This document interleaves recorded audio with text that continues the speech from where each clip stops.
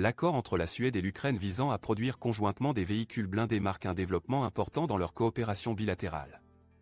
Il est évident que ce partenariat s'est renforcé en raison du récent conflit entre l'Ukraine et la Russie en février 2022.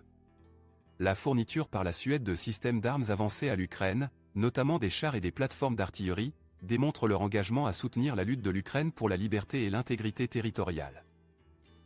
De plus, la décision de se concentrer sur la production, la formation et l'entretien des véhicules de combat CV-90 est une démarche stratégique. Cela renforce non seulement les capacités militaires de l'Ukraine, mais favorise également l'échange technologique et la coopération économique entre les deux pays. En collaborant à la production de ces véhicules, la Suède et l'Ukraine peuvent partager leurs ressources et leur expertise, ce qui entraîne des avantages mutuels. L'engagement de la Suède envers l'Ukraine est en outre évident dans sa stratégie quinquennale, qui alloue 520 millions d'euros pour la réforme et la reconstruction en Ukraine.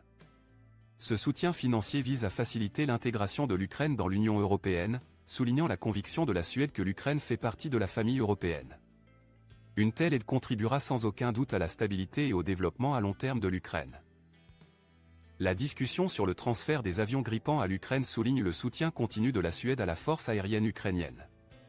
La formation de pilotes ukrainiens sur ces avions indique une préparation à contrer l'agression russe dans les airs. Maintenir la supériorité aérienne est crucial pour l'Ukraine, car cela permet des opérations terrestres sûres et rapides.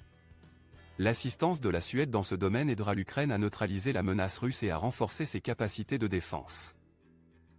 Cependant, il est important de considérer les conséquences négatives possibles de cette situation. La production conjointe de véhicules blindés peut escalader les tensions entre l'Ukraine et la Russie, car cela s'ajoute à la course aux armements déjà existantes dans la région.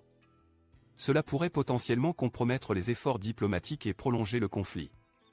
De plus, le transfert de technologies militaires avancées à l'Ukraine peut provoquer une réponse de la Russie, conduisant à une plus grande instabilité dans la région. Maintenant, j'aimerais entendre vos réflexions sur ce sujet. Que pensez-vous de l'accord entre la Suède et l'Ukraine visant à produire conjointement des véhicules blindés? Pensez-vous que cela contribuera à la résolution du conflit ou aggravera la situation? Veuillez partager vos opinions dans les commentaires ci-dessous. Si vous avez trouvé cette analyse informative, assurez-vous de vous abonner à notre chaîne YouTube pour rester informé des dernières actualités et analyses. N'oubliez pas de partager cette vidéo sur les réseaux sociaux pour susciter des discussions et entendre des perspectives diverses sur cette question. N'oubliez pas que, bien que cet accord présente des avantages, il est essentiel de rester neutre et de reconnaître les conséquences négatives potentielles qui pourraient en découler. Ce n'est qu'à travers un dialogue ouvert et des discussions constructives que nous pouvons favoriser une compréhension plus profonde des situations géopolitiques complexes.